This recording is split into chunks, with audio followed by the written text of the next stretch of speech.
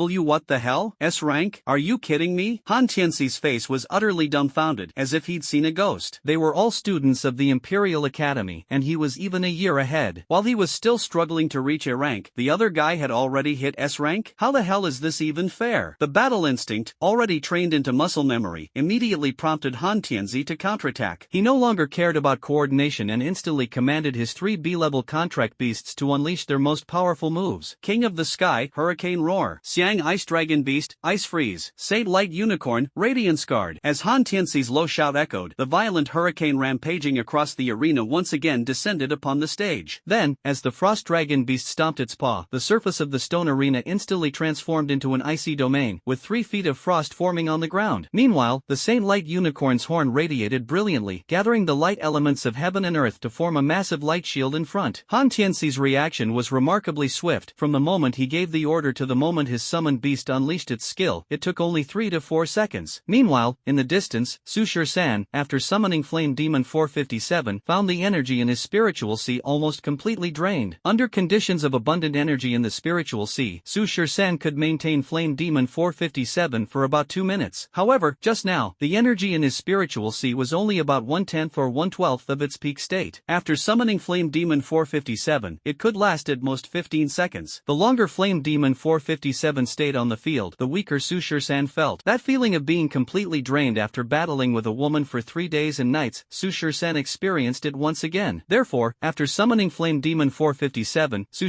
San dared not delay and directly commanded Flame Demon 457 to unleash its ultimate move. Go! Let the flames that can burn everything illuminate this world. Upon receiving Su San's command, Flame Demon 457 floated into midair and unleashed its ultimate move at full power. Every trace of fire element, every particle of flame, seemed to obey Flame Demon 457's command at that moment, instantly igniting the entire arena. #UN at % and **# at %. Burn everything. A strange, otherworldly language emerged from Flame Demon 457's mouth, and the space within dozens of meters around it instantly turned into a sea of fire. Just now, the Frost Ice Dragon Beast of Han Tianxi, the 3-foot-thick ice field it released on the ground, melted instantly. The raging wind on the field was completely incinerated the moment it came into contact with the scorching flames. That's right, the flames of Flame Demon 457 can even burn the power of the wind. It can even burn elemental energy. The hurricane raging on the field was ignited in an instant, and the flames on the arena surged several heights once again. In just a moment, the sea of fire on the arena boiled over, and the entire world seemed to transform into a fiery ocean. The entire dueling ground was now a blazing red, with the temperature suddenly soaring by dozens of degrees. At this moment, everyone in the spectator seats felt as if they were also engulfed in this sea of fire, their skin fatally stinging from the scorching heat. Looking back at the stage, the entire arena had been completely consumed by flames. The light shield cast by Han Tianxi's Holy Light Unicorn was instantly evaporated and ignited, as fragile as if it were made of paper. Immediately afterward, Han Tianxi, along with his 3 contracted beasts, was engulfed by the endless sea of flames and violently blasted off the arena by the surging waves of scorching heat. After Han Tianxi was eliminated, Su San, on the other side, could hold on no longer. His head grew heavy, his legs gave way, and he collapsed to the ground, completely losing consciousness. Once Su San fell unconscious, Inferno Demon 457 was promptly recalled into the dimensional space. The blazing flames that had devoured the entire arena, the roiling waves of intense heat that had been churning moments earlier, gradually dissipated. The massive stone arena slowly returned to its original state. Looking back at the spectator seats, all the students were drenched in sweat from the scorching flames earlier. They sat dumbfounded in their seats, their eyes blank, their expressions vacant, just staring at the empty arena. Even the B-level seniors from S Academy were staring blankly at the arena. 1 minute, 2 minutes, 3 minutes. Just like that, 3 minutes passed. It was only when a hint of cool breeze blew by that they gradually came back to their senses. Afterward, there came the sound of gulping saliva one after another. And then, there was an uproar. What just happened? S-Class. Was an S-Class summoned beast just summoned? I'm not dreaming, right? I'm not dreaming, right? I'm not dreaming, right? I'm not. S-Class? S-Class? S-Class? Is it really really S-class? Can someone slap me to help me calm down? Isn't it? Isn't this what you asked for? But honestly, I've never seen a request like yours in my entire life. Snap. Screw you. By the way, who was it just now that said they'd eat crap while doing a handstand? I just happened to get inspired by that. The entire dueling arena instantly erupted into chaos, and everyone involuntarily turned to look at Su Shur-san, who had fainted on the stage. At this moment, everyone was stunned. Only Lin Muxue, Lu Huanyu, and Zhang Sifan were slightly better off, as they had already witnessed this scene during the Summoned Beast tournament. Although they were also shocked, they were much better compared to the others. When Lin Muxue came to her senses, she found that Su Shur-san had already fainted on the arena. She immediately ran onto the stage, picked him up entirely, and then walked off the arena to take him back to the dormitory to rest. Su Shur-san fell unconscious, and the challenge match naturally came to an end. Su Shur-san also concluded this challenge match with a record of 32 consecutive victories. As Lin Muxue carried Su Shur-san off the stage and left, the students in the audience were still noisily discussing. At this moment, those senior students from S Academy, the more than 30 seniors who had just been defeated by Su Shur-san, were no longer feeling ashamed or angry. Losing to a summoner who can summon an S-class summoned beast doesn't seem entirely unacceptable to them. Looking again at the top of the spectator stands, the 4 deans of the Imperial Capital Academy were also smiling wryly at this moment. The 4 of them couldn't help but say to the headmaster Tao Shangming, "Brother Shangming, not only did we not get to enjoy that fine bottle of wine of yours, but now we've also lost a batch of resources. Truly, we've suffered a double loss." Although they said this, the 4 of them were equally delighted in their hearts. A summoner of such genius has emerged in the Dragon Kingdom. This is truly a blessing for the Dragon Kingdom. Ha ha, it's fine. This bottle of wine is always reserved for the 4 of you. Su Shur-san's feat of defeating the 32 members of S Academy in one fell swoop and summoning an S-class summoned beast to dominate the battlefield at the last moment quickly reached the Lin family in the Imperial capital. The Lin family of the Imperial capital. When Old Master Lin heard the news, he was initially incredulous, but then burst into hearty laughter, his cheerful voice echoing throughout the entire Lin family. Then, Old Master Lin once again gathered the important members of the family for a meeting. This time, Lin Yaya's father, Lin Hongyu, didn't dare to utter a single word. Back then, he had confidently claimed that Su Shur-san's talent was even inferior to Shin Xianong's. Now, it was a complete slap in the face. When Shin Yuan heard about this, he was also taken aback. At the same time, he felt relieved that his son, after losing to Su Shur-san, hadn't caused trouble for him behind his back. He was also glad that his initial decision was correct. Sending Ji to the blind date was the right choice. The Shin family in the Imperial capital. After Su Shur-san had been gone for a long time, the commotion in the dueling arena gradually subsided. Inside the Imperial Capital Academy. Afterward, the instructors from each academy led their students back to continue participating in the academy ranking competition. However, after the challenge match between Su Shur-san and the senior from Academy S, it was obvious that the students' minds were no longer on the ranking competition. They were all discussing Su Shur-san's battle just now. Inside Su Shur-san's dormitory, Lin Muxue brought Su Shur-san back to the dormitory and placed him back on the bed. Seeing Su Shur-san unconscious, Lin Muxue touched his forehead. Finding the temperature normal, she stopped worrying. During the last summoner tournament, Su Shur-san had also fallen unconscious and remained so for 3 days. They had consulted a doctor, who explained that the excessive consumption of dimensional energy in his sea of consciousness was the cause of the coma. Now, Su Shur-san's condition was similar to back then, so Lin Muxue wasn't too concerned. However, as she looked at the unconscious Su Shur-san, her thoughts drifted far away, staring blankly, not knowing what she was thinking. Dongxiang Town. While Su Shur-san was unconscious, everything in Dongxiang Town remained as usual. However, over the past 2 days, Lu Bo's right eyelid kept twitching incessantly, and he couldn't sleep at night, always having nightmares. This situation had been going on for several days, and Lu Bo always felt that something big was about to happen. Today, he finally couldn't take it anymore. He went to find Kong Xiang and said to him, "Xiangzi, I don't know why, but I always feel like something big is going to happen these past 2 days." Kong Xiang comforted him, "Oh, it's probably just that you're under too much pressure lately. Take a break, and you'll be fine." "No, I keep feeling that this matter is related to that big pit," Lu Bo insisted. Seeing Lu Bo mention that big pit again, Kong Xiang sighed. "Ah, that big pit again. Didn't you say it had already been filled? It's just a pit. Is it worth making such a fuss?" "Xiangzi, I don't know why, but I've been feeling uneasy these past 2 days. I keep sensing that there's something unusual about that pit." Lu Bo rubbed his forehead, looking restless. "Unusual? Bo-Ge, I think you're just overthinking. Over the years, it's been peaceful beyond the wall. Our Dragon Nation, and even the entire alliance, has been harmonious for years. Plus, we have the wall to protect us, the beasts can't get in. There's nothing unusual going on." Kong Xiang continued to reassure him. "Xiangzi, I'm still worried. How about we go to the military camp in Dongxiang Town tomorrow and report this to the leaders there? there, Lu Bo suggested. Hearing this, Kong Xiang felt that Lu Bo was overthinking. Brother Bo, the military camp is 50 kilometers away from our Dongxiang. How are we supposed to get there? And even if we go, what would we say to the people in the camp? They wouldn't care about such a trivial matter. Well, alright, Lu Bo thought about it and realized it made sense. Even if they went to the military camp, the leaders there might not take his words seriously. Lu Bo simply stopped thinking about it. However, he still felt uneasy, as if something major was about to happen. The next day, in the morning, at the Imperial Capital Academy, Su Shisan was still unconscious and had not woken up, having slept for an entire day and night. Lin Muxue had also been taking care of Su Shisan in his dormitory for the whole day, frequently checking his physical condition, fearing any unexpected incidents. Over in Dongxiang town, everything seemed to be as usual today. The sun hung high in the sky, the weather was pleasant, and the sky was cloudless, a rare beautiful day. The people of Dongxiang town were either working or heading to the market. Since Su Shisan left, Chen Shi had started making crystal cakes with Xia Kur, and the two of them set up a stall to sell them on the street. The members of the Chengtian gang no longer dared to provoke Xia Kur. Whenever they saw her, they would take a detour. The trainees at the boot camp trained under the scorching sun on the training field, sweating profusely. Just as the entire world was thriving in peace, the ground 40 kilometers outside Dongxiang town suddenly trembled again. A massive pit abruptly caved in, and the next second, a gigantic four-legged beast emerged from the pit. This beast was as tall as a dozen-story building, with sturdy limbs, a massive tail, and a giant mouth sharp like a bird's beak. If a summoner were present, they would surely recognize this ferocious beast at a glance, because it is the infamous S-class ferocious beast, Shalon, a powerful S-class ferocious beast capable of manipulating earth elements. After the Shalon beast emerged from underground, one ferocious beast after another began to crawl out from beneath the earth. Big ones, small ones, beast-like, insect-like, various kinds of ferocious beasts, large and small, swarmed out densely from the pit. The collapsed pit resembled the lair of a ferocious beast, with countless ferocious beasts scrambling to climb out. Under the lead of the S-class sand dragon beast, these creatures charged straight toward Dongxiang town, 40 kilometers away. As the countless beasts ran, the entire ground trembled. From a bird's eye view, these ferocious beasts had already formed a massive beast tide. This enormous commotion immediately caught the attention of the military patrol team. Just 10 kilometers directly east of this location, a military camp was stationed. Inside the camp, summoners with flying summoned beasts were dispatched daily to conduct routine aerial patrols. The patrol team in the military camp quickly noticed the commotion here. A summoner, sitting atop an eagle-like summoned beast, heard the loud disturbance and swiftly flew in this direction. The next moment, he witnessed the most unforgettable scene of his life from the sky. Countless ferocious beasts were running across the ground, leaving no grass behind wherever they passed. The earth was trampled, the forest destroyed, and leading the way was an S-class ferocious beast. The summoner was already frozen in fear, his entire body trembling uncontrollably. He quickly regained his composure, pulled out his portable radio, and immediately contacted the military camp. This is an earth-shattering event, and the summoner immediately contacted the Legion commander. Once the radio was connected, the summoner hurriedly and nervously spoke. Legion commander, something's wrong. A beast tide. I discovered a beast tide 10 kilometers directly west of the camp. A beast tide? Are you freaking kidding me? Inside the walls, how could there possibly be a beast tide? Could it be that the other side of the wall has fallen? The Legion commander in the military camp, his first reaction was disbelief. They were inside the wall mirror, nearly 100 kilometers away from the wall on that side. How could a beast tide possibly occur? The only possibility for a beast tide to happen is if the ferocious beasts breached the wall. But for such a major event, the Yu Kingdom's army on the other side of the wall should have immediately notified the Long Kingdom's tribunal. At the very least, the Yu Kingdom's army would have requested support. So how could a beast tide suddenly appear directly to the west of the military camp and so close? Impossible. This is absolutely impossible. I don't know what's going on either, but there are a lot of fierce beasts appearing directly west of our military camp. These beasts number in the thousands, no, tens of thousands. They're heading toward Dongxiang town. Leading them is an S-class beast, Shalong. Tens of thousands? And an S-class beast? Are you kidding me? Commander, is this something to joke about? I swear on my military honor. It's really a beast tide, an endless wave of fierce beasts, all heading toward Dongxiang town. At the speed these beasts are moving, they'll reach Dongxiang town in at most 20 minutes. Hearing this, the commander on the other end of the phone fell silent, then immediately hung up. The next second, the corps commander of the 2nd Military District of Shanha District immediately sounded the disaster level red alarm. In the 2nd Military District of Shanha District, with a total of more than 1,500 people, the moment the alarm sounded, they were both shocked and immediately dropped all their tasks to assemble at the training ground. As the soldiers in the barracks gathered, Corps Commander Yuan Zhengshan immediately used the radio to contact Su Dashang, the chief of the Dongxiang control station, informing him him that a beast tide was imminent. He ordered Su Dasheng to evacuate all residents of Dongxiang town immediately and lead them to completely evacuate the town within 20 minutes. He also ordered Su Dasheng to immediately contact the nearby Xixiang town and Shaolu town control stations, instructing them to evacuate their residents as well. Additionally, he requested all summoners from Xixiang town and Shaolu town to come and provide support. After calling Su Dasheng, Yuan Zhengshan immediately contacted the 1st Military District of Shanha District and the 1st Military District of Shiha District, instructing them to send all their forces for reinforcements immediately. However, the 1st Military District of Shanha District and the 1st Military District of Shiha District are located 80 kilometers to the east and 80 kilometers to the west, respectively. Even if they were to dispatch reinforcements immediately, it would take at least 40 to 50 minutes. By that time, the beast tide would likely have already reached Dongxiang town, and they would probably have already engaged with those ferocious beasts. Moreover, their military district's only S-class summoner, Commander He Liansheng, was not present. How could they possibly withstand a beast tide led by an S-class ferocious beast on their own? Isn't this like a mantis trying to stop a chariot? In the 2nd Military District of the Shanha region, the highest-ranking officer is He Liansheng, the military commander, who is also the only S-rank summoner in the district. The second in command is Yuan Zhengshan, the corps commander, who is at the peak of A-rank summoners. The entire military district, with over 1,500 personnel, includes only a dozen or so A-rank summoners, 200 B-rank summoners, over 300 C-rank summoners, and the rest are D-rank and E-rank summoners. But with just over 1,000 summoners, how could they possibly withstand a beast tide composed of tens of thousands of ferocious beasts? What's more, the leader is an S-class ferocious beast. But now is not the time for Yuan Zhengshan to think about these things. Their military district is the closest to Dongxiang town, the closest to the beast tide. Even if it's like a mantis trying to stop a chariot, they must act without hesitation. Afterward, Yuan Zhengshan, the corps commander of the 2nd Military District of Shanha District, stepped out of the room and quickly headed to the training ground with a blank expression. At this moment, on the training ground, all 1,500 summoners of the 2nd Military District of Shanha District were in position. Although they didn't understand what had happened, since the Legion commander had sounded the red alert for a disaster-level emergency, it meant something monumental had occurred. But they were not the least bit afraid. After Yuan Zhengshan arrived at the training ground, he gave no explanations and wasted no words. He directly commanded, "Flight squad, stand by." Yuan Zhengshan's voice had just fallen when more than a dozen people immediately stepped out from the ranks. These individuals quickly mobilized the dimensional energy within their consciousness, and over a dozen massive flying summoned beasts appeared before everyone. Everyone, assemble immediately. Yuan Zhengshan's resounding voice echoed throughout the military camp. Without any unnecessary words or questions, over 1,000 people promptly boarded the dozen or so flying summoned beasts in groups. Immediately afterward, Yuan Zhengshan ordered the flying squad to proceed to the wasteland 10 kilometers directly east of Dongxiang town and await further instructions. Upon receiving Yuan Zhengshan's order, these dozen or so flying summoned beasts swiftly carried all the summoners from the 2nd Military District of the Shanha region to Dongxiang town. Dongxiang town control office. When Su Dasheng received Yuan Zhengshan's radio transmission, he felt as if the sky had fallen. A ferocious beast was attacking the city, and he was ordered to immediately evacuate all the residents of Dongxiang town. If it weren't for Yuan Zhengshan personally calling him, he wouldn't believe such a thing even if he were beaten to death. But now, there was no time for him to think further. So, Su Dasheng immediately went to a small room next to his office, kicked open the door, and pressed a red button. Instantly, a piercing alarm sounded across the sky of Dongxiang town. Accompanied by the sound of the alarm was Su Dasheng's broadcast. All residents of Dongxiang town, please evacuate immediately and move quickly to the north. Move quickly. Su Dasheng's voice echoed throughout Dongxiang town. The town's residents, one by one, put down what they were doing and stood frozen in place. A red alert. This was an alarm only issued when ferocious beasts attacked the city. But they are more than 100 kilometers away from the wall. Could it be that the wall has fallen and the ferocious beasts over there are about to attack? In an instant, the entire Dongxiang was thrown into chaos. Everyone immediately packed their belongings, took their families, and fled quickly to the east. But this is not like Su Shirsan's world. In this world, there are no cars everywhere. The entire Dongxiang town has only one bus station, and there are only a few buses there. How can the residents of Dongxiang town escape? They can only run on foot. But how far can they run on foot? Can they run 3 kilometers in 10 minutes? What's more, there are many elderly people and children. So, when the alarm sounded, everyone unanimously ran toward the bus station, all wanting to escape by bus. Some people even went back home before running to take all their valuable belongings, carrying large and small bags. For a moment, the entire bus station was crowded with people. Everyone wanted to get on the few available buses, but the bus drivers and the station manager immediately stepped forward, standing in front of the buses, shouting to everyone. Everyone, step back. Let the elderly, children, and women board first. As men, do you really want to rush ahead of the children? The station manager's words instantly silenced the crowd. Then, the bus doors opened, allowing the elderly and children in the crowd to board first. After several buses were filled, the bus drivers immediately started the buses and drove off, taking the elderly, children, and women to evacuate first. As for the remaining people, some stayed at the station, waiting for the buses to return and take them away. Others, unable to wait, left the station directly, running north to escape. At Lu Bo and Kong Xiang's brick factory, upon hearing the alarm and Su Dashing's evacuation order, the two immediately panicked, realizing that something major was about to happen. At this moment, Kong Xiang finally believed Lu Bo's words. His intuition was correct. But now was not the time for them to think about these things. Lu Bo and Kong Xiang quickly drove the brick hauling truck away from the brick factory. After Lu Bo and Kong Xiang drove the brick hauling truck away from the brick factory, they did not flee on their own. Instead, they drove the truck directly to the town. Before leaving, Su Shisan had specifically made them promise in front of him that they would definitely take care of Xiaokor. Now alarms are sounding everywhere, and the entire Dongxiang town is plunged into a massive crisis. It is very likely a ferocious beast attacking the city. How could the two of them abandon Xiaokor and Shenxi to escape together? So, Lu Bo and Kong Xiang hurriedly drove the truck to find Xiaokor. As soon as they reached the street corner, Lu Bo and Kong Xiang saw Xiaokor and Shenxi. Kor, Shishi, hurry and get in the truck. Seeing that it was Lu Bo and Kong Xiang, Xiaokor and Shenxi immediately breathed a sigh of relief, feeling much more at ease, and quickly got on the truck. Afterward, Lu Bo and Kong Xiang drove the truck straight to the orphanage. A little over a minute later, Lu Bo and Kong Xiang stopped at the orphanage gate and brought Grandma Zhang and all the children from the orphanage onto the truck. While the truck was parked at the orphanage, the fleeing residents nearby saw Lu Bo and Kong Xiang with a vehicle and quickly ran over, hoping to get on the truck and escape together. In response, Lu Bo and Kong Xiang directly stood in front of everyone. What do you want to do? Are you planning to push ahead of the elderly and children to get on the bus? I'm warning you, no one is allowed to go up. At this moment, someone in the crowd spoke up. We can stay back, but can we let our wives and children go up? Hearing this, Lu Bo spoke again. Yes, as long as they are elderly, children, or women, they will have priority to board the bus. With Lu Bo's permission and without giving everyone much time to think, the residents of Dongxiang town immediately sent their wives, children, and elderly parents onto Lu Bo's truck. Soon, Lu Bo's large truck was almost packed with people. It's worth noting that Lu Bo's truck is used for hauling stone bricks and can carry dozens of tons of cargo at a time. The massive open-air cargo bed in the back could easily fit 200 to 300 people if they squeezed in. At the moment, it was carrying just over 100 people, leaving plenty of space. Afterward, Lu Bo and Kong Xiang quickly drove off, carrying the elderly, children, and women, evacuating northward from Dongxiang town. On the way, Lu Bo would stop the car whenever he saw elderly people, children, or women, letting them get in until the rear compartment was completely packed. The men of Dongxiang town, seeing that Lu Bo's car was filled with women and children, voluntarily made way for them and firmly refused to get in. At most, they would ask Lu Bo to take their wives and children along. In this way, Lu Bo and Kong Xiang evacuated 200 to 300 women and children from Dongxiang town. Inside the Dongxiang control station, after Su Dashing sounded the alarm, the Dongxiang control station team leader Sun Yokuan, team leader Feng Pang, deputy team leader Lu Quan, as well as all the registered summoners in Dongxiang town, quickly gathered around Su Dashing. Team leader, why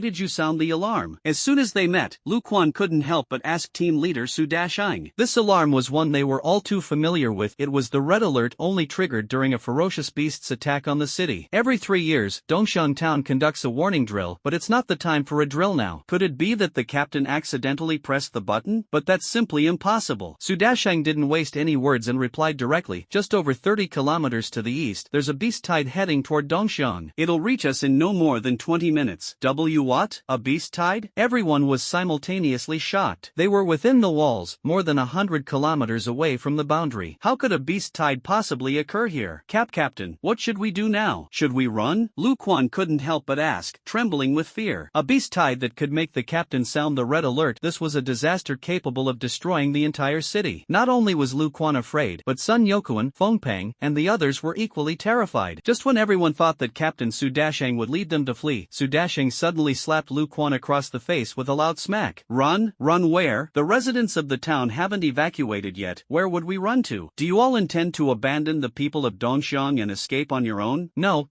that's not what I meant, Lu Quan hurriedly denied. Notify Wang Dayong and the others. Order them to immediately evacuate all the residents of Dongxiang safely, using every available means of transportation to evacuate everyone who can be evacuated. After speaking, Su Dashing commanded again, all of you, follow me. Go. See Captain, where are we going? Lu Quan couldn't help but ask. To stop the ferocious beasts and buy time for the people of Dongxiang to evacuate, Su Dashing said resolutely. Hearing this, everyone was stunned and couldn't help but swallow hard. They were going to stop the ferocious beasts? Just these people, just these few low-level summoners, how could they stop the ferocious beasts? Before anyone could question further, Su Dashing spoke again with absolute authority. Anyone who dares to say one more useless word, I'll cripple them on the spot. Move. After speaking, Su Dashing strode out of the control station and headed to the wasteland directly east of Dongxiang to establish a defensive line. Sun Yokuan, Feng Pang, and Lu Quan also followed the captain without hesitation. Dongxiang Town Training Camp. Upon hearing the alarm echoing throughout Dongxiang, the chief instructor of the training camp, was Shou Cheng, immediately received Su Dashing's radio transmission. Su Dashing told him that in the east of the town, fierce beasts were attacking the city and would arrive in less than 20 minutes. Yuan Zhengshan, the commander of the 2nd Military District, ordered all combat personnel in the east of the town to go and establish a defensive line and evacuate the residents to safety. Upon receiving this news, Shou Cheng also wore a grave expression. He quickly went to the training ground and blew the assembly whistle once again. In less than a minute, all 372 trainees of the East Town Training Camp, along with 8 instructors, had assembled on site. Shou Cheng looked at the group of half-grown children in front of him, still carrying traces of innocence, and felt inner torment. He spoke, to your direct east, a large number of ferocious beasts are currently invading this area. The 2nd Military District of the Shanha region has already established the first line of defense there. I have received orders to join your instructors, Instructor Wang and Instructor Zhao, to set up the second line of defense. Although you are now summoners, you are still young. As the future of the Dragon Nation, in the face of such disasters, you need to evacuate along with the residents. However, I have made a decision in my heart. I will give you 2 choices. The first option is to immediately follow the residents of Dongxiang for a safe evacuation, retreating quickly in the north-south direction. The second option is to come with us to the east and establish a second line of defense in the wasteland 5 kilometers from Dongxiang. Before you make your choice, I solemnly tell you, this is not the routine training I taught you. This time, if you go, you might never come back. Now, it's time for you to make your choice. Those who choose to evacuate, step back. Those who choose to come with me to establish the defense line, step forward. As soon as Shou Cheng finished speaking, the 372 trainees of the Dongxiang training camp all stepped forward in unison with a resounding swish. These young teenagers, though their faces still bore traces of innocence, were at this moment more resolute than anyone else. Seeing this, Shou Cheng felt a pang in his chest and his eyes instantly grew moist. Good. I knew I wasn't wrong about you. Today, I will personally lead you in a real combat exercise. This will be the first real combat of your lives, and it might also be the last. Zhao Heng, Wang Tao, flight preparation. Following Shou Cheng's command, Instructor Zhao and Instructor Wang immediately summoned their manned flying summoned beasts. Over 300 trainees from the Dongxiang training camp then jumped aboard and flew eastward. Dongxiang town streets. At this moment, the entire Dongxiang town was in complete chaos. Zhou Chengtian, the leader of the Chengtian gang, fled towards the northwest and southwest directions surrounded by his gang members. But a sound of swift flight passed through the sky. Zhou Chengtian looked up and saw Shou Cheng leading all the trainees from the training camp, riding flying summoned beasts, heading straight east. One heading east, the other heading west. The two sides moved in opposite directions. Zhou Chengtian knew that as summoners, it was their duty to protect ordinary residents. They were surely going to stop the ferocious beasts, and these ordinary residents must evacuate under their cover. Looking at the fleeing residents around them, these residents, almost all of whom had paid protection fees to the Chengtian gang, almost all of whom had been exploited by them. Now, they still had to run ahead of them. Thinking of this, Zhou Chengtian suddenly stopped in his tracks and stopped running. Dyed with yellow hair, Lu San, who had once collected protection fees from Xia Kur, saw the gang leader stop running and immediately urged, "Boss, why aren't you running? That ferocious beast is about to charge over. If we don't run now, we won't make it." "Run? Run where? Do you want to run ahead of those kids? Or are you saying that our Chengtian gang should let the villagers of Dongxiang die for us from behind? Can you outrun the ferocious beast?" Boss, then what should we do?" "Send the signal, gather all the members of the Chengtian gang." Lu San no longer wasted any extra words and took out 2 fireworks he carried with him, lighting them with a flint. With a loud bang, 2 brilliant, colorful fireworks exploded in the sky. "Yes, sir." The members of the Chengtian gang, who were fleeing in panic, couldn't help but stop in their tracks when they saw the 2 fireworks. Most of them steeled their hearts, chose to stop running, and quickly headed toward the place where the fireworks were set off. Dongxiang town, due east, on the wasteland 8 kilometers away. A dozen flying summoned beasts swooped down from the sky and landed here. Over 1,500 soldiers from the 2nd Military District of the Shanhe region jumped off these flying summoned beasts and quickly formed into 3x3 columns. Yuan Zhengshan, the corps commander of the 2nd Military District of the Shanhe region, region, also jumped down. Facing all the soldiers in the district, his expression was resolute, and not a trace of emotion could be seen on his face. Directly ahead of you, a massive beast tide is charging toward us. Their numbers are in the tens of thousands, dozens of times our own. Leading them is an S-class ferocious beast. Actually, even if Yuan Jingshan didn't say it, all these soldiers already knew. Summoners have excellent hearing and vision, and the area ahead is completely unobstructed, filled with wasteland. The massive beast tide, that overwhelming dark mass, especially the giant sand dragon at the forefront, was clearly seen by all the soldiers. Moreover, the beast tide is already very close to them, and it's estimated to reach them in less than 5 minutes. Unfortunately, Commander, he is not here today, and these beasts have taken advantage of the situation. I have already contacted the military camps in District 1 and Shiha District, but it will take them at least 40 minutes to reach us. In other words, we must hold out for half an hour before reinforcements arrive. But none of you are rookies anymore, and you know what facing tens of thousands of ferocious beasts for half an hour means. It means that all of us might die. We might not make it until reinforcements arrive. But behind you are tens of thousands of citizens of Dongxiang. They are our relatives, our families, the people we protect. If you fall, these beasts will trample over your corpses, and everyone behind you will perish. So, we cannot retreat. We cannot fall. Tell me, what are you? Soldiers. 1,500 soldiers roared in unison. What is your mission? To protect our home and defend our country. Good. All soldiers, listen to my command. Form up. As Yuan Jingshan's order was issued, these 1,500 soldiers immediately formed the training formation, a 3x3 horizontal and vertical formation. Every 3 soldiers formed a team, spreading out in a star chart pattern. Though seemingly scattered, the teams were actually interconnected. After the formation was set, Yuan Jingshan, the corps commander of the 2nd Army District of the Shanha region, looked at the group of warriors with resolute expressions in front of him and reminded them once again. When the ferocious beasts approach later, Deputy Commander Qian and I will join forces to hold off the S-class sand dragon beast. You will be responsible for intercepting the remaining beasts. When we start fighting this S-class beast, you must expand the battlefield to avoid accidental injuries. When the real fight begins, you must do everything possible to prevent the beast from crossing the defensive line. If even one beast gets through, it could cause greater casualties in the rear. Each of you must give it your all. At this point, Yuan Jingshan fell silent for a moment. He looked at everyone and asked, "Brothers, this might be our last battle. After today, all of us might die, including me. I ask you, are you afraid? Not afraid. Are you afraid? Not afraid. Can you step back? Swear to never retreat. Swear to never retreat. Swear to never retreat." 3 kilometers to the rear, which is exactly 5 kilometers east of Dongxiang town. On this barren land, Su Dashang, the commander of the Dongxiang Control Office, stood here with sub-commanders Sun Yokuan, Feng Pang, Deputy Commander Lu Quan, and more than a dozen others, forming the second line of defense. Compared to the 1,500-strong force of the front military district, they seemed so insignificant, because they only had 12 people. At this moment, the chief instructor of the Dongxiang training camp, Hua Shoucheng, arrived here with over 300 trainees, riding flying beasts. They landed not far from Su Dashang. Upon reaching the destination, all the trainees from the training camp immediately dismounted their summoned beasts and formed ranks on the open ground below. After Hua Shoucheng also dismounted, he glanced at Su Dashang and his dozen or so companions nearby. Without greeting Su Dashang and his group, he turned his attention to the more than 300 trainees in front of him. Hua Shoucheng pointed ahead for them. "Little ones, look ahead, about 3 kilometers away. Those people are the soldiers of the 2nd military district of our Shanha region. They have built the first line of defense ahead of us. They will block most of the ferocious beasts for us, but many beasts will still break through the defense line. At that time, it will be up to us to stop the ones that break through. I know you are still young and are all F-level summoners. Some of you have just signed contracts with your summoned beasts. Even when facing the weakest F-level ferocious beasts, you will struggle greatly. But behind you are ordinary civilians who are even weaker than you. As summoners, when facing danger, we must stand at the forefront, even if it means death. Little ones, today, all of us might die. I am sorry to you and to the parents who sent you here. You deserve a brighter future. Someday, you might become powerful C-level summoners, B-level summoners, or even the supreme S-level summoners. But today, you may have no future. Because behind you are your families, most of your parents are in Dongxiang. They are behind you. Without us, they cannot survive. They will all perish. So today, we must stand here. We must stand in front of everyone. Tell me, what should you do? Fight to the death. Never retreat. Swear to fight to the death. Swear to fight to the death. The 372 trainees of Dongxiang training camp roared in unison. Most of them were 13 or 14 years old. Some hadn't even reached the voice-changing stage, and their shouts still sounded so youthful. But at this moment, none of them showed fear or hesitation on their faces. They were ready to face death with courage. On the side, Su Dashang and a dozen others listened to the angry roars of this group of children, each remaining silent. silent. Before this, they had even thought about running away, abandoning the people of the entire Dongxiang to escape. Thinking of this, they felt deeply ashamed. At this moment, Su Dashing stepped forward in front of everyone and said, "Brothers, allow me to share some heartfelt words with you one last time. Over the years, as members of the Dongxiang Town Control Office, we haven't really done much for the people of Dongxiang. In fact, we've often used our power to oppress them. For this, I feel deeply ashamed." Hearing this, Sun Yokuan, Lu Quan, and a few others lowered their heads in shame once again. Over the years, they have indeed done nothing useful for the people of Dongxiang, but instead colluded with the Chengtian gang, occasionally oppressing the residents of Dongxiang town. Take Lu Quan, for example. Over the years, whenever he ate in Dongxiang, no matter which restaurant, he never paid for his meals. We hold this position and receive the nation's salary, so we should consider the well-being of the people of Dongxiang. Now, with ferocious beasts attacking the city, as summoners, we must stand in front of everyone. To your left are the children from the Dongxiang training camp. Most of them have just become summoners. If even a group of teenagers isn't afraid, tell me, should we be afraid? Should we stand here? Are we really inferior to a group of teenagers? At this moment, Vice Captain Lu Quan raised his head, his face resolute, and said to Su Dashing, "Captain, we know what to do. As long as we stand here today, as long as we have a single breath left, we will not let a single ferocious beast step into Dongxiang town." That's right, not a single ferocious beast will step into Dongxiang town. Good. Today, we will let all the people of Dongxiang see that there isn't a single coward among us at the Dongxiang Control Office. In Dongxiang town, ever since Lu San issued the summons, many members of the Chengtian gang had gathered, numbering in the hundreds. Seeing these gathered members of the Chengtian gang, Zhou Chengtian stood at the front of everyone. He looked at the gang members and said, "Brothers, do you know why I called you here?" To this, no one answered, and no one knew, but they still stood there. Zhou Chengtian continued, "Red alert signifies a beast attack on the city. Captain Su and Captain Sun from the control office have both gone to the east. I just saw Instructor Huo from our Dongxiang training camp leading all the members of the camp to the east as well. They went to block the beasts for us. They're just a group of kids. Are we really going to hide behind a group of kids to survive? Ferocious beasts are attacking the city. Even if we try to run, where can we go? When these beasts arrive, we will still die. Not only us, but the people of Dongxiang, the elders and villagers of Dongxiang, will also perish. But if we follow Captain Su and Instructor Huo to stand at the front, even if we only gain 1 minute, even if we only block them for 1 minute, the elders and villagers of Dongxiang will have one more person who can escape. We are all people of Dongxiang. We were born here, grew up here, this is our home. For the past 2 years, we established the Chengtian gang and have been collecting protection fees from the elders and villagers of Dongxiang. Now that ferocious beasts are attacking the city, are we really going to run ahead of them? Do we really want these villagers to risk their lives for us? Since we took their protection money, we must stand in front of them. If you're a man, if you're brave, grab your weapons and follow me to the east end of town. For the villagers of the eastern district, for the elderly, for the children, carve out a path to survival. Yes, all the members of the Chengtian gang shouted in unison. Our slogan is what? Chengtian Chengtian, righteousness reaches the heavens. Chengtian treads the earth, fearless of heaven and earth. At this moment, their eyes were no longer filled with fear, no longer shrinking back. They wanted to stand tall and be men with dignity for once. Before this, they were the hooligans and bullies in the eyes of everyone in Dongxiang, the scoundrels who extorted all kinds of protection fees. But today, they are heroes. Heroes of Dongxiang town. Afterward, under Zhou Chengtian's leadership, hundreds of members of the Chengtian gang took up machetes, shovels, sticks, and every weapon they could use, heading to the eastern street corner. At this moment, they also went in the opposite direction of those fleeing. Their faces revealed determination and resolve as they marched forward without hesitation. The imperial capital, the tribunal. Elderly was in his office handling today's official duties when the office door was suddenly pushed open by Secretary Zhang. Li, elderly, something terrible has happened, something terrible. Secretary Zhang rushed over in a hurry, even holding a radio in his hand. Elderly frowned and asked, "What's going on? Why are you so flustered again? What major incident has happened?" "I received a classified message from Shanha district. Over in Dongxiang town of Shanha district, a tide of tens of thousands of ferocious beasts has been discovered, led by an S-class beast. They're heading toward Dongxiang now." Hearing this news, Elderly immediately stood up in disbelief. There's a beast tide in Dongxiang? And it's a beast tide made up of tens of thousands of ferocious beasts? How is that possible? Could it be that the wall on that side has fallen? But a single S-class beast shouldn't pose any threat to the wall over there. It's not that the wall has fallen, rather, a beast tide suddenly appeared in the eastern direction of Dongxiang. No one knows what's going on. All the soldiers of the 2nd Military District in the Shanha region have already gone to establish a defensive line. However, Commander, he is away on official business and hasn't been stationed in the camp these past 2 days. The soldiers of the 2nd Military District might not be able to withstand this wave of the beast tide. The 1st Military District district of the Shanha region and the 1st military district of the Shiha region would need at least 40 minutes to get there for reinforcements. But by then, perhaps, the entire Dongxiang might have already fallen. Hearing this, Old Li slumped into his chair. Quick! Contact the 1st military district of Shanha and the 1st military district of Shiha again. Order them to reinforce at the fastest speed possible. Also, contact all control stations and training camps near Dongxiang. Command them to support Dongxiang and deploy all combat-ready personnel. At all costs, we must hold Dongxiang. Dongxiang, on the wasteland 8 kilometers directly east. All the soldiers of the 2nd military district of Shanha were now on high alert, while the tens of thousands of beasts in the oncoming tide were already approaching. 1,000 meters, 500 meters, 300 meters. Yes, sir. The earth trembled more and more violently, and the faces of those ferocious beasts became increasingly clear, densely packed and countless. Prepare. With the command of Legion Commander Yuan Zhengshan, all 1,500 plus soldiers behind him immediately began summoning. Everyone summoned their contract beasts, even the F-level ones. Regimental Commander Yuan Zhengshan also summoned his 2 Grade A contract beasts, joining Vice Commander Qian Miao's Grade A summoned beasts to swiftly besiege the leading sand dragon at the forefront. In an instant, thousands of summoned beasts and tens of thousands of ferocious beasts clashed together. The roars of countless summoned beasts and ferocious beasts echoed across the heavens and earth. The soldiers of the 2nd military district were highly disciplined, forming teams of 3, with each team connected to the next. If one team could not hold its ground, the neighboring team would provide support based on the situation. However, there were simply too many of these ferocious beasts. The vast majority were E-level beasts, with many D-level beasts among them, and even some B-level beasts, not to mention the occasional A-level beast. When the beast tide charged forward, the team of over 1,000 people quickly became scattered. Not only were they scattered, but they were also forced to retreat step by step. The summoned beasts at the forefront suffered losses within less than a minute. Those ferocious beasts specifically targeted the summoners. If not for the fact that these soldiers were well trained and their physical fitness was comparable to that of the beasts, they probably wouldn't have lasted 3 minutes. For a moment, the roars of ferocious beasts and summoned creatures, along with the shouts of soldiers, echoed across the entire wasteland. The blood of ferocious beasts, the blood of summoned creatures, and the blood of soldiers flowed over the desolate land. There were simply too many ferocious beasts, and the battlefront was too long. Many of the beasts completely ignored the battle situation, and charged straight toward Dongxiang town ahead. They were even clever enough not to get entangled with the desperate soldiers. 3 kilometers to the rear, Hua Shoucheng and the trainees from the training camp, along with Su Dashang and a dozen others, who had formed the 2nd line of defense, quickly encountered the ferocious beasts that had broken through the 1st line of defense. Although there were only a few hundred of these ferocious beasts, apart from instructors like Hua Shoucheng and a few team leaders like Su Dashang, the trainees in the boot camp, though numbering over 300, were all the weakest F-level summoners. Facing these ferocious beasts would undoubtedly be like rabbits encountering lions and tigers. Although Hua Shoucheng was a B-level summoner, he couldn't take care of all the trainees. These half-grown kids, when they truly saw these ferocious beasts, were trembling in their legs. But they did not retreat a single step because of this. Their faces were resolute as they shouted to encourage themselves and those around them, bravely commanding their contracted beasts to launch an attack. For a moment, the roars of ferocious beasts echoed across this wasteland, and blood stained the land red. Soon, several ferocious beasts managed to bypass the 2nd line of defense set up by Hua Shoucheng and his group, making their way toward Dongxiang town. At the eastern street entrance of the town, Zhou Chengtian, the leader of the Chengtian gang, stood with hundreds of his members, armed with knives, spears, and clubs, guarding the area. But for these ordinary people, even when facing these few lowest-level F-class ferocious beasts, it was like a mantis trying to stop a chariot. These few F-class ferocious beasts charged into the crowd, starting a frenzy of biting and slaughter. The members of the Chengtian gang fell one after another, yet they showed no fear at all. Instead, their inner beastly nature was completely unleashed. Hundreds of people charged at these few F-level beasts together, wielding knives, spears, and clubs, fiercely hacking at these creatures. Hundreds of people managed to hack these few F-level beasts to death. It should be noted that in the previous peaceful world, humanity's position at the top of the food chain was not solely due to intelligence. Unarmed humans, even 10 of them, couldn't defeat a single lion or tiger. But humans armed with spears dare to hunt elephants. Humans without weapons are just humans. Humans with weapons are terrifying upright apes. An adult male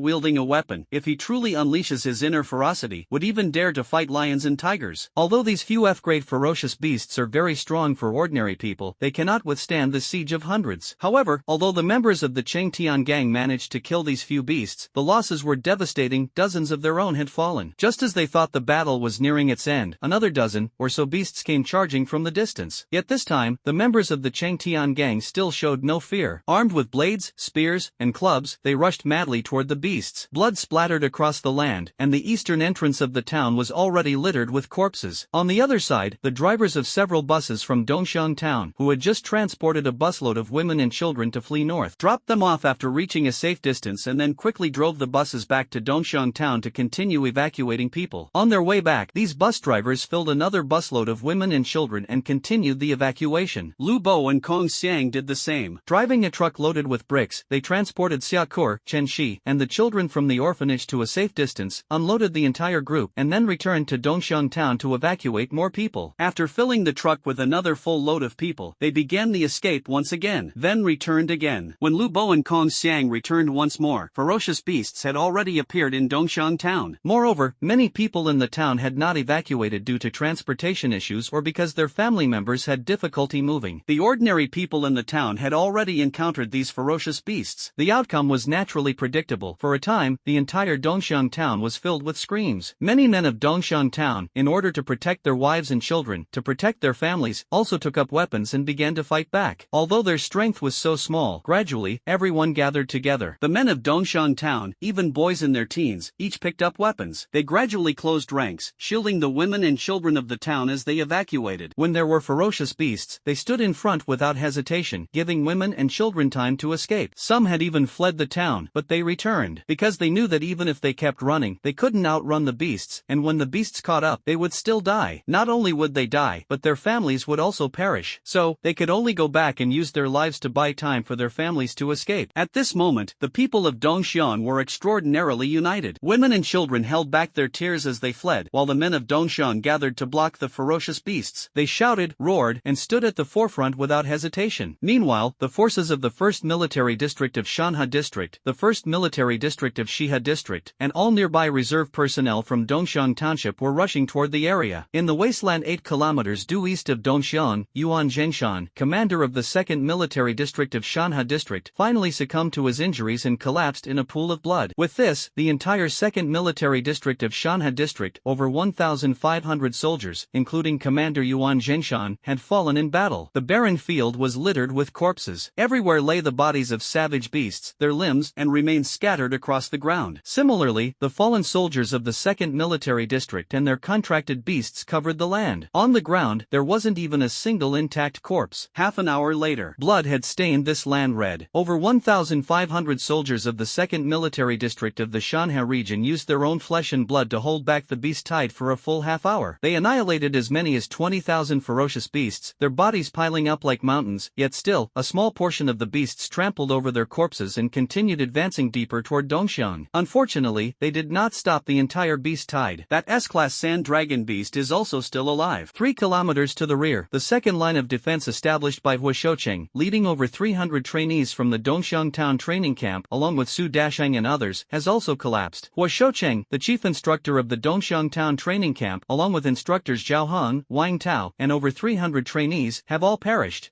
Just as the sand dragon beast was about to step into Dongxiang town, a sudden whooshing sound came from the sky. A giant creature even blocked out the sun, casting most of Dongxiang town into its shadow. The next second, a giant rockbird landed at the East Street entrance of Dongxiang town. On the back of the rockbird stood a middle-aged man in his 40s. He glanced at the tragic scene behind him in Dongxiang town, where the corpses of countless members of the Chengtian gang filled the entire street. The man on the rock's back suddenly turned cold. He looked ahead, gazing at the tens of thousands of ferocious beasts trampling toward him, focusing on the leading sand dragon beast at the forefront. At this moment, the vast dimensional energy within his sea of consciousness began to boil. Suddenly, an incomparably massive dimensional gate appeared in front of him, and a gigantic foot slowly stepped out from the gate. This soul resembles an elephant's foot, broad and heavy. Just this soul alone is almost half the size of that over 10-story tall sand dragon. As this enormous soul stepped out from the dimensional gate, the man on the rock softly murmured, "Earth Fiend World Annihilation." As the man shouted deeply, the enormous foot stepping out of the dimensional gate slowly lifted and then gently descended. At the moment that enormous foot landed, the entire ground shook violently, as if an earthquake had struck. The ground beneath the enormous foot instantly split open into a massive fissure, 100 meters wide. This gigantic crack extended forward, expanding, branching out, and creating numerous new fissures. The entire land ahead resembled a shattered eggshell smashed onto the ground. A large portion of the tens of thousands of ferocious beasts charging forward plunged directly into the giant fissure, falling into the underground abyss. In the next second, the earth shook even more violently, and streams streams of scorching magma erupted from the underground fissures, like a series of volcanic eruptions. This world-destroying magma shot up into the sky one after another, erupting hundreds of meters high, forming towering pillars of fire composed of magma. This magma was different from ordinary volcanic magma. Its color was cyan, and all the magma emitted cyan flames. Whenever this magma, burning with cyan flames, stuck to those ferocious beasts, whether they were E-level, D-level, or even B-level and A-level, they were all reduced to ashes in an instant. The massive S-level sand dragon beast at the forefront was also turned into a pool of blood by the erupting cyan magma, directly melting into part of the magma. In just a few seconds, merely a few seconds, the tens of thousands of ferocious beasts in front, including the S-class sand dragon beast, were all reduced to ashes. The earth cracked, magma raged, resembling a hell on earth. After annihilating these ferocious beasts, the massive foot slowly retreated back into the dimensional space, and the incomparably enormous dimensional gate gradually closed. As the dimensional gate closed, the gushing magma also gradually flowed back into the giant fissures in the ground, and the cracked earth in front slowly sealed itself. In just a few dozen seconds, the ground that had been spewing lava and splitting open moments ago had already returned to its original state, as if nothing had ever happened. The only difference was that the tens of thousands of ferocious beasts had all disappeared, completely vanished, as if they had never existed. Several flying summoned beasts flew over the skies of Dongshan town, and from these flying summoned beasts, countless soldiers from the military district jumped down. After jumping down, these soldiers quickly began clearing out the remaining ferocious beasts in Dongshan town. In just a few minutes, these soldiers had cleared out all the remaining ferocious beasts in Dongshan town. After the cleanup, a soldier approached the man from earlier. "Over there. Report, sir. All remaining ferocious beasts in the town have been completely cleared. Please give your instructions." "Good. Stay here and wait for others to come and help them clean up the site. I need to return to the imperial capital." Afterward, the massive rock flapped its wings and soared through the skies once more. About 10 minutes later, all the soldiers from the 1st Military District of the Mountain and River Region, the 1st Military District of the West River Region, and all the combat personnel near Dongxiang arrived as reinforcements. However, the battle had already ended long before. By the time they arrived, what they saw was the devastated town of Dongxiang. After that, these people began to clean up the battlefield, search for the wounded, and account for the fallen. Yes, sir. 10 kilometers behind Dongshan town, on an open field, many women, children, and elderly people were gathered. These were all residents of Dongshan town, brought here by the bus drivers as well as Lu Bo and Kong Xiang, while some had run here on their own, totaling around 1 to 2,000 people. They gathered here, worried about the others in the town. When they saw many military district flying summoning beasts heading toward the town, these 1,000+ people finally breathed a sigh of relief. Reinforcements from other military districts had finally arrived. They were saved. Then, these over 1,000 women and children began to head back, walking toward the town. Along the way, they encountered many others fleeing in this direction. And these people were also women and children like them. They hardly saw any men from the town. 8 p.m. It had been nearly 12 hours since the attack on Dongxiang. In the Imperial Capital's tribunal, Secretary Zhang arrived at Elder Li's office with a letter in hand. Seeing Secretary Zhang arrive, Elder Li immediately stood up and asked, "How is it? How is the situation in Dongxiang? Did they hold the line?" Secretary Zhang lowered his head, his eyes red and swollen, clearly having just cried. In a hoarse voice, he replied, "Elder Li, they held the line." But old Mr. Li had already mentally prepared himself and said, "Go ahead, how many people have we lost?" Secretary Zhang held the report in his hand, which summarized the wartime situation and post-battle losses from Dongxiang just now. When the ferocious beasts attacked the city this morning, Chief Lu happened to be not far away. He arrived even faster than the reinforcements, but by the time he received the news and got there, half an hour had already passed. By that time, the defensive line formed by the 2nd Military District of the Shanha region had been completely destroyed. The defensive line independently constructed by the Dongshan town's preparedness personnel had also fallen, and the entire Dongshan was nearly lost. How about the specific personnel losses? Elder Li asked again. Hearing this, Secretary Zhang, holding the personnel list, began to read. This time, with the attack on Dongxiang, we lost a total of approximately 27,000 people. Commander Yuan Jingshan of the 2nd Military District Corps in Shanha District, Deputy Commander Qian Miao, Deputy Commander Fan Yongshan, Battalion, Commander Zhang Dabiao, Battalion Commander Wei Arrow, including 1,533 soldiers of the 2nd Military District in Shanha District, all perished. Chief Commander Su Dasheng of the Dongshan Control Office, Deputy Commander Sun Yokuan, Deputy Commander Feng Peng, and 12 rank-level summoners of the Dongshan Control Office, all perished. Chief Instructor Huo Shoucheng, Instructor Zhao Hong, Instructor Wang Tao, Instructor, and all 372 trainees of the Dongshan training camp have all perished. At this point, Secretary Zhang, a grown man, was already sobbing uncontrollably. He wiped away his tears and continued. Almost all able-bodied men over the age of 16 in Dongshan town town have perished, approximately 18,000 people. Additionally, several thousand women and children have also tragically lost their lives. However, the majority of women and children in Dongxiang were safely evacuated under cover. According to them, the reason they were able to transfer safely was due to the bus drivers at the Dongxiang bus station and 2 drivers from the brick factories who risked their lives to shuttle them back and forth. Furthermore, most of the able-bodied men in Dongxiang voluntarily charged forward to delay the ferocious beasts. Some of them had even escaped but chose to return. When Chief Lu and the others arrived, the young and strong men who had voluntarily stayed in the town were almost all dead, with only a few surviving. Upon hearing this, the elderly Mr. Li couldn't help but tear up. He praised the men of Dongxiang, saying, "Well done, truly well done." Mr. Li then instructed, the remaining Dongxiang residents must be properly settled. Those with relatives in other places should temporarily stay with their relatives. For those without relatives, they should be dispersed and settled in various districts. Make sure they are not mistreated. "Don't worry, Mr. Li, I will take care of this." Secretary Zhang nodded and wiped away his tears once again. At this moment, Elder Li asked again, "Have the specific reasons for the attack on Dongxiang been clarified?" "Yes, there are some clues." Secretary Zhang nodded and then explained, according to the joint investigation by the 1st Military District of Shanha and the 1st Military District of Shiha, they discovered a massive pit about 40 kilometers from Dongxiang. Those ferocious beasts all emerged from this pit, and this pit extends downward to a depth of 500 to 600 meters and stretches over 50 kilometers beyond the wall, with a total length of more than 100 kilometers. Preliminary investigations suggest that this pit was dug by that S-class sand dragon beast. This sand dragon beast first excavated a massive pit 50 kilometers outside the wall and then extended it in this direction, tunneling underground through the wall and continuing all the way to Dongxiang. This massive underground tunnel was dug by the sand dragon beast over the course of half a year. The reason we didn't notice it is, first, because the pit is very deep, and second, because this sand dragon beast is extremely cautious, only digging in the middle of the night and only a small section at a time. Dug its way here from underground? Old Li furrowed his brows. These ferocious beasts, have they gotten smarter? They know there are walls blocking them on the surface and troops guarding the area, yet they still figured out how to dig a tunnel underground. Then, Elder Li ordered again, "Go and notify all the military camps stationed in the outer district to patrol and shifts day and night without interruption. No matter what anomalies occur, they must be taken seriously. We must prevent the Dongxiang incident from happening again. And also, contact the army on the Yu Kingdom's side and have them send people to patrol and investigate outside the walls to see if there are any similar situations. If they don't cooperate, I will petition the Holy City Tribunal. Additionally, prepare a car for me the day after tomorrow. I need to go to the Holy City to meet with President Ethan over in Dongxiang town." After a day and night of cleaning, thousands of soldiers from District 1 of Shanha and District 1 of Shiha finally finished clearing the battlefield. The corpses of the ferocious beasts were gathered and piled into small mountains, then set ablaze. The fire burned all night but still wasn't finished. "Yes, sir." The corpses of the soldiers from the 2nd Military District of Shanha, the cadets from the training camp, and the civilians from Dongxiang were sorted out and buried one by one. "Yes, sir." The next day, in fact, there was hardly a single intact corpse at the scene. Whose arm, whose leg, or even whose head, it was impossible to tell. These soldiers could only dig a large pit and lay the remains, or more precisely, the scattered limbs, inside as carefully reassembled as possible before covering them with soil. Just digging the pit alone stripped bare the wasteland outside Dongxiang, turning the earth over almost entirely. After the burial, the judgment court issued an order to establish a martyrs' cemetery here for all the fallen, with a stone monument engraved with every name. As for the surviving residents of Dongxiang Township, mostly women and children, the judgment court directed each district to take in a portion of them. They would be allowed to return to their rebuilt hometown once Dongxiang was restored. Subsequently, the tribunal issued another order, instructing all districts to bring in large amounts of concrete and stone bricks to fill up the massive pit. While the post-war efforts were in full swing on Dongxiang's side, the tribunal received another piece of news. In the neighboring countries of the Dragon Nation, namely the Stick Nation and the Hua Nation, there were also incidents of beast tides attacking cities. Leading the attacks were also S-class ferocious beasts, which had tunneled underground to breach the walls. The Stick Nation and the Hua Nation were completely unprepared and caught off guard, allowing the ferocious beasts to exploit the situation. One town was entirely wiped out, and several surrounding towns suffered devastating surprise attacks. Their losses were far more severe than those of the Dragon Nation, with casualties alone being several times higher. At this moment, everyone in the entire alliance panicked. The Holy City Tribunal hurriedly summoned the leaders of various nations to the Holy City to discuss this incident. The dormitory of Su Shirsan, a student from the Imperial Capital Academy. After being unconscious for 3 days and 3 nights, Su Shirsan finally woke up. As soon as he woke up, he saw Lin Mushue sitting on the chair beside him, dozing off. Actually, Lin Mushue wasn't really probably asleep. As soon as Su Shur-san sat up, Lin Muxue woke up. When she saw Su Shur-san awake, she quickly stood up. Junior brother, you're awake? How are you feeling? Feeling okay, no abnormalities with my body. Su Shur-san smiled at Lin Muxue, then asked, Senior sister, how long did I sleep this time? Same as last time, 3 days and 3 nights, Lin Muxue replied. Oh, 3 days again. Su Shur-san nodded thoughtfully, but this time, he wasn't surprised. When Su Shur-san summoned Flame Demon 457, he unleashed a powerful move that completely drained the dimensional energy in his sea of consciousness, so falling unconscious was a normal occurrence. However, after this great battle, Su Shur-san felt that the energy within his sea of consciousness had become much more abundant. Indeed, having his system and the protagonist's halo is truly different. It allows one to grow faster than others. For others, after a great battle, this person gets injured, that person gets hurt, and they might even end up with a lingering ailment. But for Su Shur-san, after a great battle, he just becomes stronger. Junior brother, senior sister remembers that you're from the Shanha district, right? Is your hometown in Dongxiang? At this moment, Lin Muxue suddenly asked. That's right, I went back home to visit my family a few months ago, didn't I? You knew about it, senior sister. Su Shur-san nodded in acknowledgement. Actually, Lin Muxue also knew that Su Shur-san was from Dongxiang, but she just didn't know how to bring up this matter with him. However, now this matter is known nationwide, and sooner or later Su Shur-san will find out. Rather than letting someone else tell him, it's better to tell him herself. Then, Lin Muxue came in front of Su Shur-san and sat down. Junior brother, senior sister has something to tell you, but don't get too worked up. Senior sister, just say whatever it is. Su Shur-san frowned slightly, feeling that something was off about Lin Muxue today. It's just that, the day before yesterday, in your hometown in Dongxiang, there was a beast tide? What? Beast tide? A beast tide appeared in Dongxiang? Su Shur-san suddenly sat up, but then smiled. Senior sister, stop joking with me. We're within the walled territory, how could a beast tide possibly appear here? Junior brother, senior sister isn't lying to you. Here's what happened. Lin Muxue immediately recounted to Su Shur-san the details of the ferocious beasts attacking the city and the surprise assault on Dongxiang. When Su Shur-san heard that all the soldiers of the 2nd Military District in Shanha District, along with Instructor Huo and most of the villagers from Dongxiang, had died, his expression immediately grew colder. He quickly got out of bed to grab the radio and then tried to contact Xiaokor. However, after several attempts, Su Shur-san found that he couldn't get through no matter what. At that moment, Su Shur-san only felt his head buzzing, as if the sky were collapsing. He collapsed to the ground, mumbling incoherently. How could this happen? Everything was fine just a few days ago. How could this happen? At this moment, Lin Muxue immediately went over to support Su Shur-san and comforted him. Junior brother, I know you still have a relative in Dongxiang. She's your younger sister, right? I heard that most of the women and children in Dongxiang survived. I think she should be fine, and as for the children in your orphanage, I believe they should be fine too. Hearing this, Su Shur-san felt a bit better and quickly asked, Senior sister, what was the reason for the beast tide in Dongxiang this time? We're within the walls, how could we possibly encounter such a large-scale beast tide? In response, Lin Muxue explained, I heard that an S-class ferocious beast dug a tunnel underground, all the way from outside the wall to inside the wall. On the day Dongxiang was attacked, a large pit appeared about 40 kilometers to the east. Those ferocious beasts came through this underground passage. Hearing this, Su Shur-san was suddenly stunned. He suddenly thought of the wireless call Lu Bo had made to him some time ago. Could it be? Thinking of that call, Su Shur-san was filled with deep regret. Last time, Lu Bo called him to say that a large pit had suddenly appeared in the wasteland 50 kilometers east of Dongxiang, but Su Shur-san didn't pay any attention at the time. At that time, Su Shur-san thought that within the walls, there wouldn't be any major danger. A beast tide was simply impossible. For ferocious beasts to break into the territory, they would first have to get past the wall. But who could have imagined that these ferocious beasts would dig a tunnel, burrowing over 100 kilometers underground and directly into the territory? If at that time, Su Shur-san had informed the barracks of the 2nd Military District in Shanha District to investigate, perhaps this tragedy could have been avoided. Thinking of this, Su Shur-san felt even more regretful. However, it's too late to say anything now. At this moment, Su Shur-san was only worried about Xiaokor's safety. Thus, Su Shur-san prepared to go out to gather information about Xiaokor. At that moment, a staff member from the Imperial Capital Academy suddenly arrived at Su Shur-san's dormitory and knocked on the door. Is this Su Shur-san's dormitory? 2 girls are outside the academy, claiming to be your relatives. Upon hearing this, Su Shur-san quickly went to open the door. The person knocking was a staff member from the reception office of the Imperial Capital Academy, and behind him were 2 girls, Xiaokor and Shenxi. When Xiaokor saw Su Shur-san, her eyes immediately turned red. After calling out brother, she quickly threw herself into Su Shur-san's arms. The staff member saw this and immediately left tactfully. Looking at Xiaokor and his arms, Su Shur-san's inner worries finally disappeared. Thank goodness, Xiaokor is fine. Alright,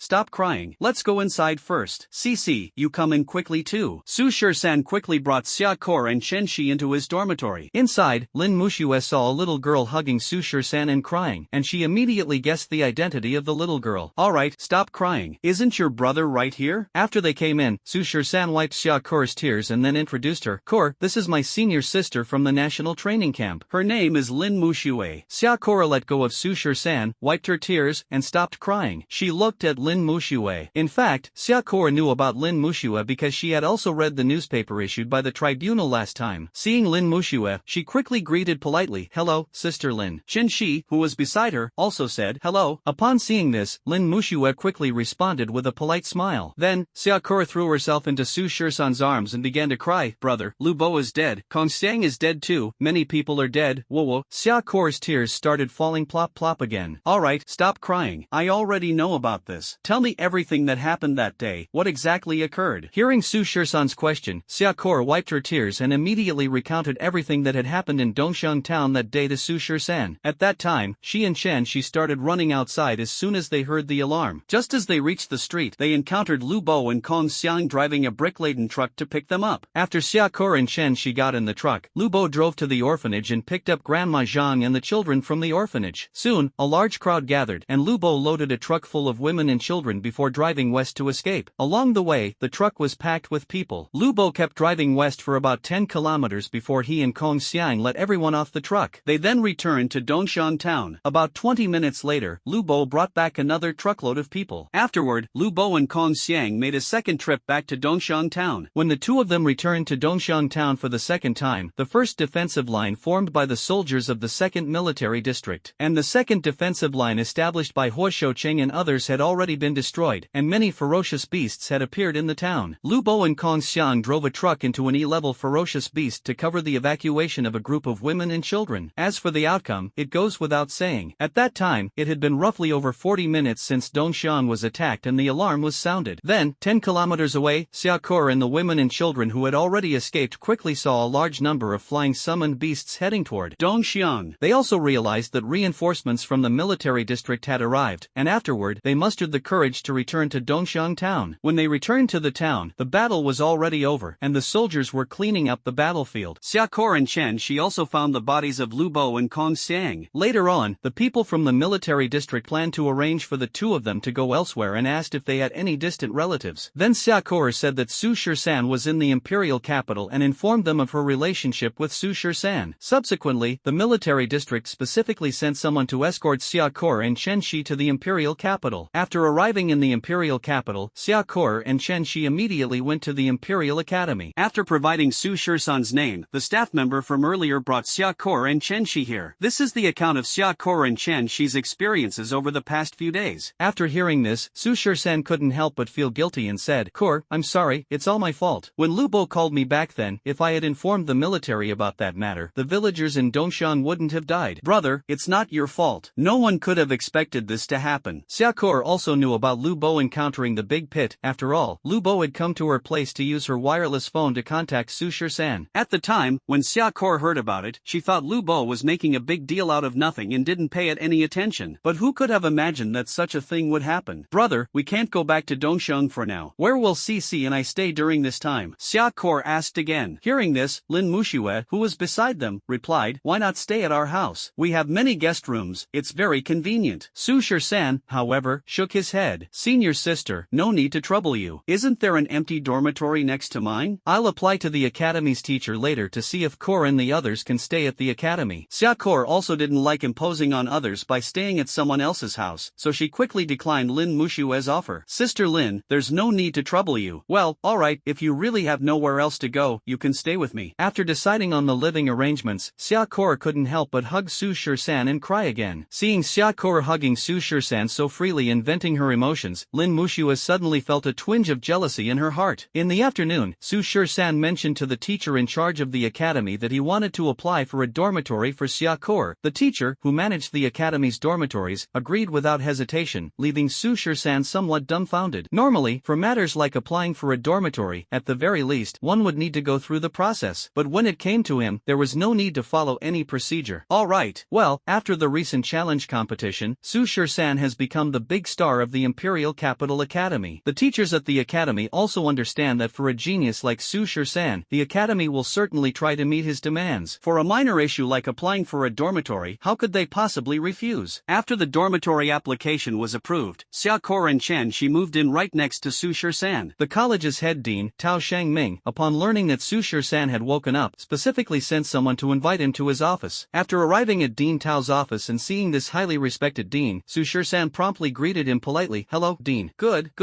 Shur-san, please sit. Dean Tao gestured for Su Shur-san to sit down, and Su Shur-san, not standing on ceremony, immediately sat across from the dean. The next day. 13. Are you feeling okay? Do you feel any discomfort after waking up? Director Tao asked with concern. No discomfort. Thank you for your concern, Director. Su Shur-san shook his head. That's good.